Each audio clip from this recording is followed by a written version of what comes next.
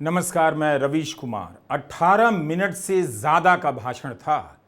प्रधानमंत्री मोदी को आखिर क्या हो गया है? जब भी संसद का सत्र शुरू होता है, प्रधानमंत्री मोदी मीडिया के सामने आते हैं और संक्षिप्त बयान देकर चले जाते हैं। सवाल जवाब अक्सर नहीं होता। इसके पहले भी प्रधानमंत्री 5-6 मिनट लंबा बोलते रहे हैं, लेकिन आज तो उन्होंने रिकॉर्ड तोड़ दिया। 18 मिनट से भी लंबा बोलते चले गए। कोई सवाल नहीं, बस एक तरफा भाषण।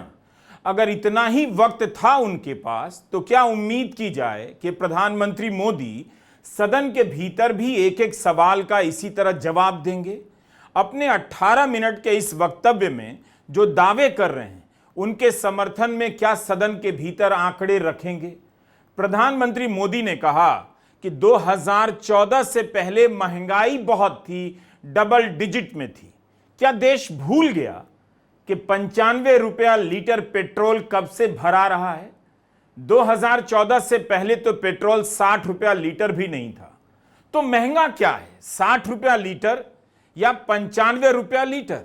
क्या महंगा है, आप ही बताइए। क्या देश भूल गया कि 2014 के बाद महंगाई के कारण बैंकों में आम बचत खातों में बचत दर 50 साल में सबसे कम हो गई? क्या देश भूल गया कि 2000 में नए नए इंजीनियर को टॉप आईटी कंपनी में शुरुआती सैलरी 20,000 रुपए की मिलती थी, जो आज भी उतनी ही है? 25 साल से शुरुआती सैलरी 20,000 रुपए ही है। प्रधानमंत्री मोदी किस भारत की बात कर रहे हैं? उनका 18 मिनट का भाषण यही बता रहा है कि वे मान चुके हैं कि देश को अब कुछ भी याद नहीं, केवल वही याद रहता है जो वो अपने भाषण में कहते हैं।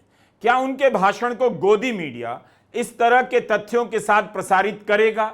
जिस तरह के तथ्य हमने बताए, कभी नहीं करेगा। अगर प्रधानमंत्री नरेंद्र मोदी 18 मिनट तक सदन के बाहर प्रेस के सामने बोल रहे हैं, तो क्यों नहीं सदन के भीतर आ रहे हैं? 77 महीने में पहली बार मुद्रास्फीति की दर 2.1 पर आई है। 6.5 साल में पहली बार। जनवरी 2019 में मुद्रास्फीति की दर 2% थी। 6.5 साल से देश महंगाई की मार झेल रहा है और प्रधानमंत्री मोदी 2014 के पहले की महंगाई की याद दिला रहे हैं। पिछले 5 वर्ष में कीमतें 28% बढ़ी हैं और 10 वर्ष में 58%। कुल मिलाकर देखें तो आज 10 साल की तुलना में कहीं ज्यादा महंगाई है। इस विषय पर न्यूज लॉन्ड्री में विवेक कौल का यह लेख जरूर पढ़िए। अगर 2014 से पहले बहुत महंगाई थी, तो महंगाई के सवाल पर ही प्रधानमंत्री मोदी अपने आंकड़े लेकर सदन में आ जाएं और बताएं कि यूपीए के समय पेट्रोल 55 से 60 रुपए लीटर था, वो महंगा था, या आपके समय के कई साल से पेट्रोल 95 रुपए लीटर मिल रहा है, ये महंगा है? हम किस दुनिया में रह रहे हैं?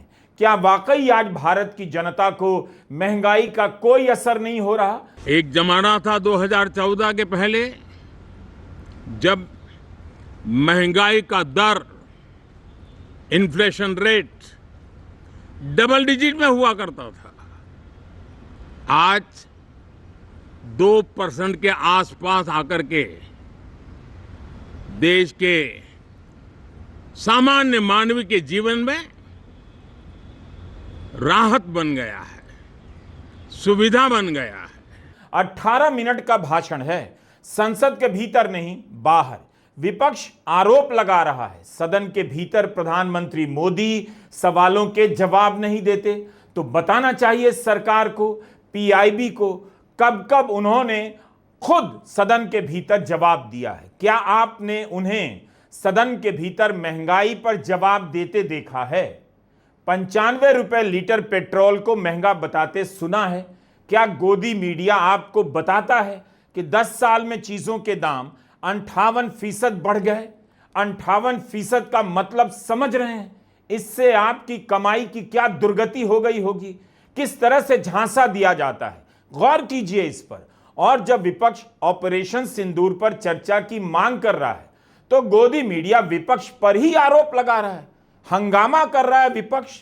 विपक्ष ने विशेष सत्र बुलाने की मांग की, लेकिन सरकार ने नहीं मानी। संसद की तारीख का ऐलान 47 दिन पहले कर दिया ताकि विशेष सत्र की मांग पीछे चली जाए। दो बार सर्वदलीय बैठक हुई पहलगाम हमले के बाद, लेकिन एक बार भी प्रधानमंत्री नहीं आए। पहली बार जब सर्वदलीय बैठक बुलाई गई तब मधुबनी में भाषण दे रहे थे, लेकिन सर्वदलीय बैठक में नहीं आए। उसके बाद दूसरी बैठक में भी नहीं आए। यह है विपक्ष और सर्वदलीय बैठक के प्रति आदर और उनका सम्मान। केवल यही बयान आता है कि हम चर्चा के लिए तैयार हैं, तो तारीख और समय भी बता दीजिए, फिर विपक्ष के लोग मांग नहीं करेंगे। हाउस में डिफेंस मिनिस्टर को बोलने देते हैं, उनके लोगों को बोलने देते हैं, मगर अगर विपक्ष का कोई कुछ कहना चाहता है तो अलाउड नहीं है। मैं लीडर ऑफ ऑपोजिशन है, मैं लीडर ऑफ ऑपोजिशन हूँ, मेरा हक है, मुझे तो कभी बोलना ही नहीं देते हैं। ये एक नया अप्रोच है। सर पीएम ने विजय उत्सव सत्र बोला है। सर पीएम बोल रहे हैं कि विजय उत्सव सत्र है, बट दौड़ के निकले हाउस से 1 सेकंड में।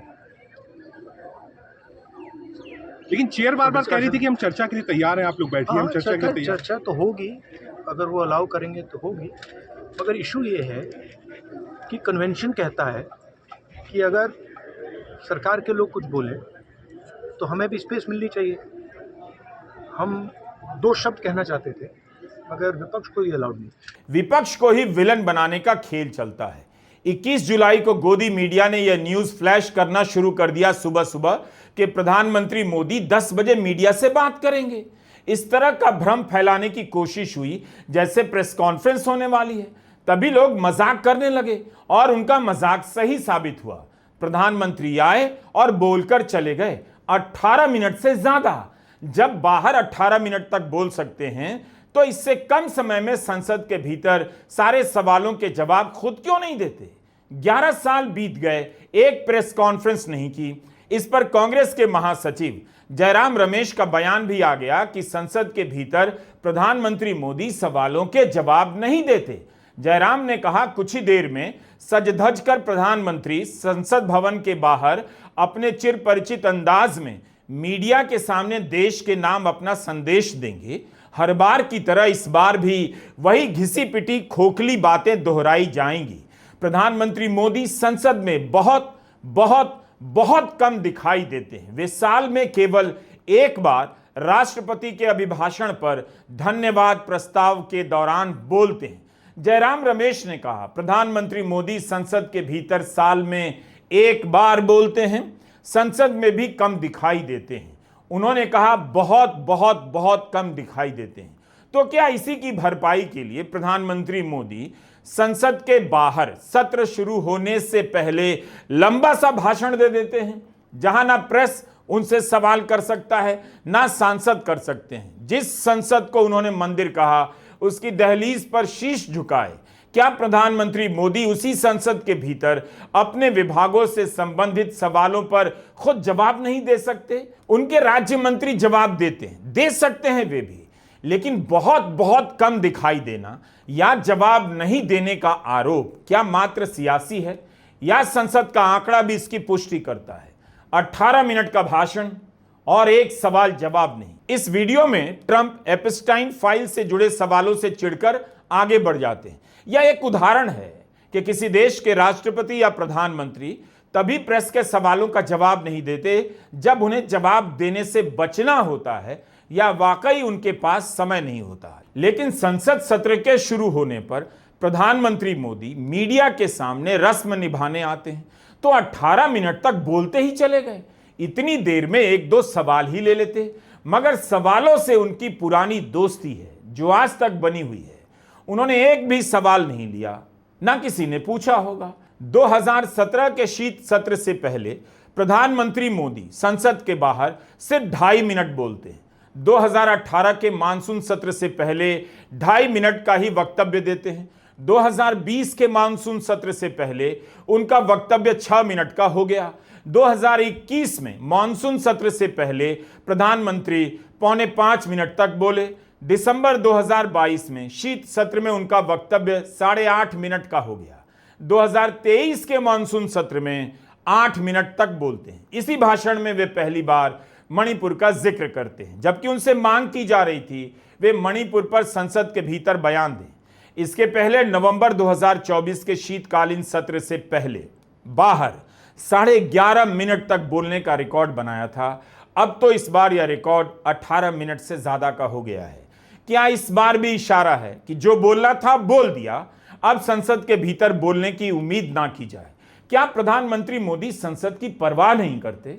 उनके भाषण में संसद को लेकर बहुत अच्छी अच्छी बातें होती हैं, काफी गंभीरता से संसद को लेकर बातें करते हैं, लेकिन खुद क्यों नहीं उसकी प्रक्रियाओं में भाग लेते हुए नजर आते हैं?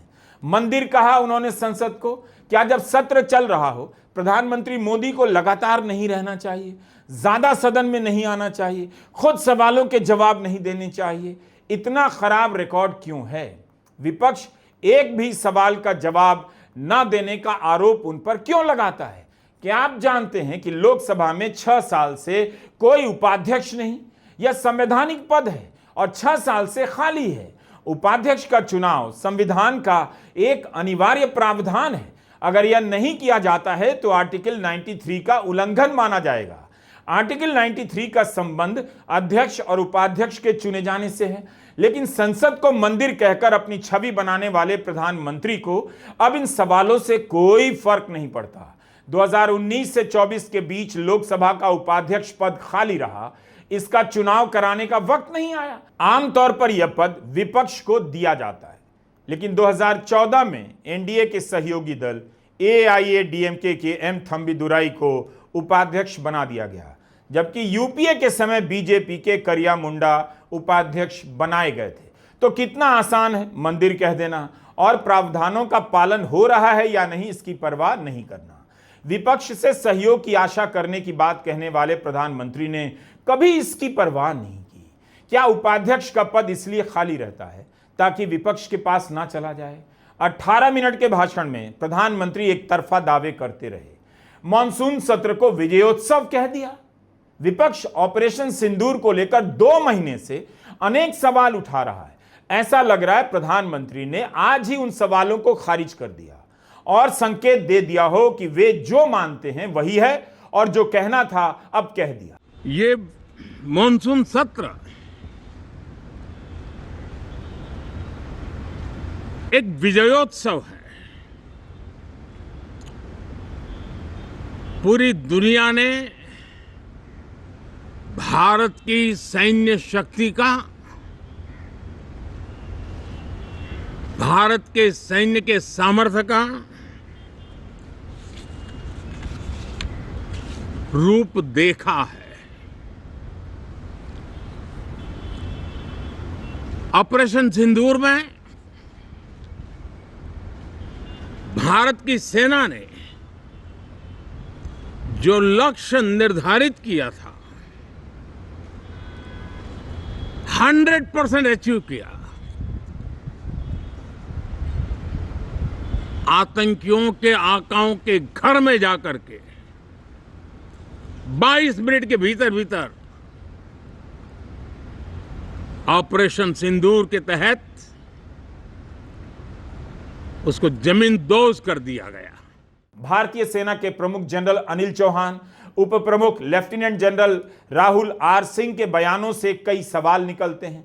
विमानों के गिरने की बात हुई है, चीन पाकिस्तान को लाइव डेटा दे रहा था उसकी बात की गई है। उपाध्यक्ष ने दावा किया पाकिस्तान को उपकरण देकर चीन अपने हथियारों की टेस्टिंग कर रहा था। भारत पाकिस्तान के साथ साथ चीन से भी लड़ा, यह बात खुद सेना के उपाध्यक्ष कह रहे हैं, लेकिन सरकार चीन का नाम तक नहीं लेती। सेना के टॉप ऑफिसर ने अगर ये बयान नहीं दिए होते तो आपको पता भी नहीं चलता लड़ाकू विमानों के गिरने का मामला क्या था। डिफेंस अटैचे इंडोनेशिया में कहते हैं राजनीतिक नेतृत्व की बंदिशों के चलते भारत को विमानों का नुकसान हुआ। सेना को पता है कौन क्या बात कर रहा है, उससे सेना का मनोबल नहीं गिर रहा।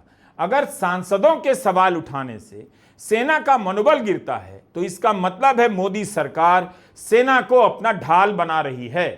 सवालों के जवाब नहीं देने हैं तो सेना को आगे कर मनोबल का नाम लेकर इस तरह की दलील दे रही है। सेना खुद बात कर रही है सिंगापुर में, इंडोनेशिया में, दिल्ली में, लेकिन इन सवालों पर बात करने से प्रधानमंत्री मोदी को क्यों लगता है सेना का मनोबल गिर जाएगा? अपनी कमियों पर बात सेना खुद कर रही है, लेकिन संसद को क्यों एक स्वर में बातें करनी चाहिए? फिर पता कैसे चलेगा, उन सवालों के जवाब कैसे मिलेंगे कि ऑपरेशन सिंदूर के समय क्या हुआ? ट्रंप के दबाव में सीज फायर हुआ या नहीं? मुझे विश्वास है कि जब सदन इस विजयोत्सव को एक स्वर में विजय के भाव से इस सत्र के दरमियान उन ओजस्वी तेजस्वी भावनाओं को प्रकट करेगा, तो भारत की सैन्य शक्ति को बल मिलेगा, प्रोत्साहन मिलेगा, देशवासियों को प्रेरणा मिलेगी और सैन्य क्षेत्र में जो रिसर्च, इनोवेशन और मैन्युफैक्चरिंग हो रहे हैं, made in India defence equipment बन रहे हैं, उसको भी एक बल मिलेगा और जो भारत के नौजवानों के लिए नए रोजगार के अवसर पैदा करेगा। प्रधानमंत्री मोदी के इन बयानों को सुनकर लगता है कि सब कुछ ठीक ठाक है। Bharat made in India defence equipment बना रहा है। यह सब इसलिए भी है कि मीडिया आपको सच नहीं बताता। उनके बयानों को पूरा का पूरा दिखा दिया जाएगा। कल के अखबारों में, 22 जुलाई के अखबारों में मोटी मोटी हेडलाइन छप जाएगी, लेकिन उनका वास्तविकता से कितना संबंध है, इस पर कोई जानकारी आपको नहीं दी जाएगी। जबकि जानकारी कहीं से खोज कर नहीं लानी है। खुद सेना के अधिकारियों ने अपने बयानों से इशारा कर दिया है कि जिस तरह के दावे किए जा रहे हैं, हो सकता है सच्चाई वैसी ना हो। भारत के सेना प्रमुख जनरल अनिल चौहान ने कहा, हम कल के हथियारों से भविष्य की लड़ाई नहीं जीत सकते। प्रधानमंत्री मोदी कह रहे हैं, दुनिया में मेड इन इंडिया सैन्य उपकरणों की डिमांड बढ़ रही है। कुछ हफ्ते पहले हमने अपने शो में एक वीडियो में वायुसेना के अध्यक्ष के बयान के बारे में आपको बताया था, जिसमें वे कह रहे हैं कि HAL से समय पर डिलीवरी नहीं की जा रही है। 30 मई का हमारा यह वीडियो आपने जरूर देखा होगा। फिर से देखिए, हम इसका लिंक डिस्क्रिप्शन में दे रहे हैं।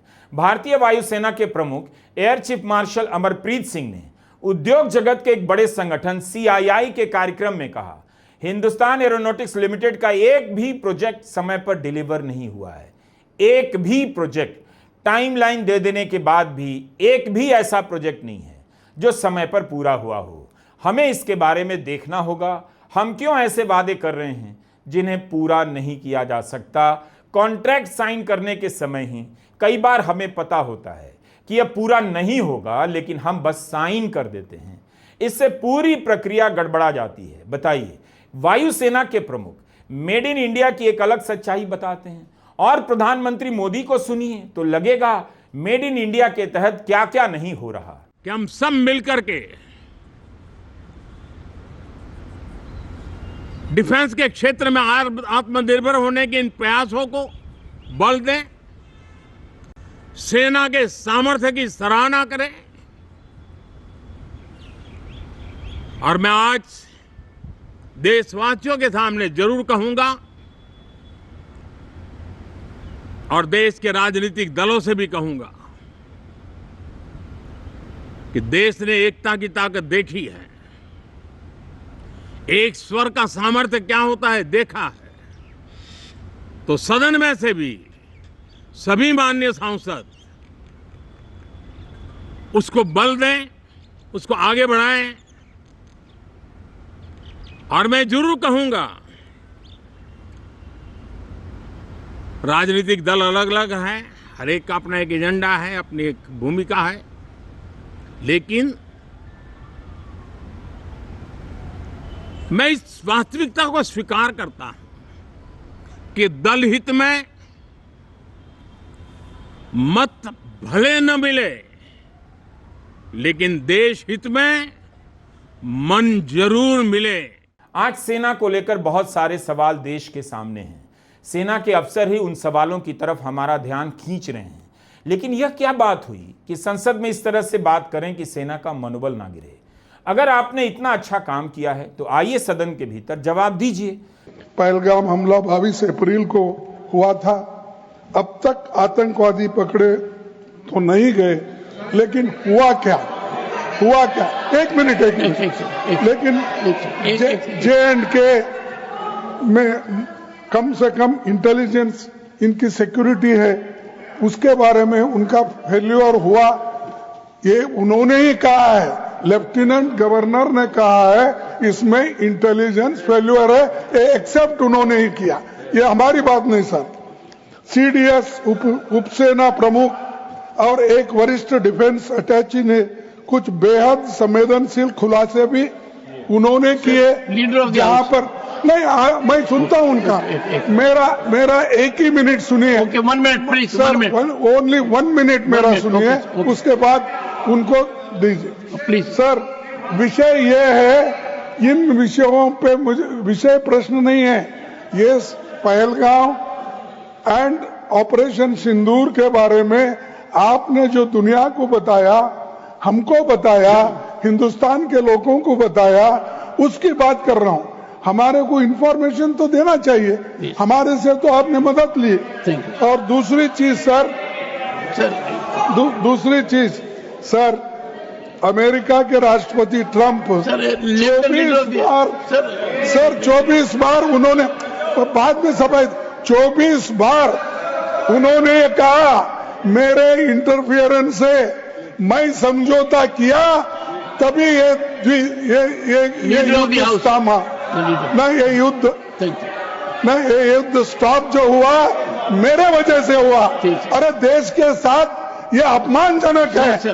सरकार हमेशा कहती है चर्चा के लिए तैयार है, लेकिन बाद में किस नियम पर चर्चा हो, इसी को लेकर कई दिनों तक बहस करती रहती है। विपक्ष जिन नियमों के तहत चर्चा की मांग करता है, सरकार कभी राजी नहीं होती। अब खबर आई है कि प्रधानमंत्री मोदी फिर से विदेश दौरे पर जा रहे हैं। 21 जुलाई से संसद का मानसून सत्र शुरू हो रहा है। प्रधानमंत्री मोदी 23 से 26 जुलाई के बीच ब्रिटेन और मालदीव के दौरे पर रहेंगे। क्या भारत के प्रधानमंत्री कुछ ज्यादा ही विदेश यात्राएं करते हैं? जुलाई महीने में ही 2 से 9 जुलाई के बीच घाना, त्रिनिदाद, टोबैगो, अर्जेंटीना, ब्राजील और नामीबिया के दौरे पर थे। कांग्रेस महासचिव जयराम रमेश ने कहा है, उम्मीद है प्रधानमंत्री इस बार संसद में चर्चा के लिए आएंगे, जब पहलगाम हमला, ऑपरेशन सिंदूर और राष्ट्रपति ट्रंप से जुड़े मुद्दों पर बात होगी। लेकिन 48 घंटे बाद ये super premium frequent flyer PM एक और विदेशी दौरे पर निकल पड़ेंगे। मणिपुर की जनता के पास निराश होने की एक और वजह होगी। पिछले साल मानसून सत्र के समय भी प्रधानमंत्री विदेश गए थे। 8 जुलाई को जयराम रमेश ने बयान दिया था, नॉन बायोलॉजिकल प्रधानमंत्री आज मॉस्को जा रहे हैं। वहीं लोकसभा में विपक्ष के नेता असम और मणिपुर जा रहे हैं। नॉन बायोलॉजिकल प्रधानमंत्री के लिए ढोल पीटने वालों ने इस बात को लेकर बड़े बड़े दावे किए कि उन्होंने रूस यूक्रेन युद्ध को कुछ समय के लिए रुकवा दिया। उनकी मॉस्को की इस यात्रा के दौरान संभवतः और भी विचित्र दावे किए जाएंगे। 14 महीने पहले राज्य में भड़की हिंसा के बाद से यह राहुल गांधी की मणिपुर की तीसरी यात्रा है। विदेश यात्रा करना प्रधानमंत्री के काम का हिस्सा है, लेकिन क्या वे संसद से बचने के लिए इसे भी ढाल बनाने लगे हैं? जैसे प्रेस कॉन्फ्रेंस नहीं करते, सांसदों के सवालों का जवाब नहीं देते और संसद परिसर में खड़े होकर 18 मिनट तक भाषण देते हैं। सुबह कुछ देर की कार्रवाई के बाद लोकसभा 2 बजे तक के लिए स्थगित कर दी गई। ऑपरेशन सिंदूर, पहलगाम पर चर्चा के दौरान क्या प्रधानमंत्री मोदी सदन में मौजूद रहेंगे और सवालों के जवाब दे सकेंगे? नमस्कार, मैं रवीश कुमार।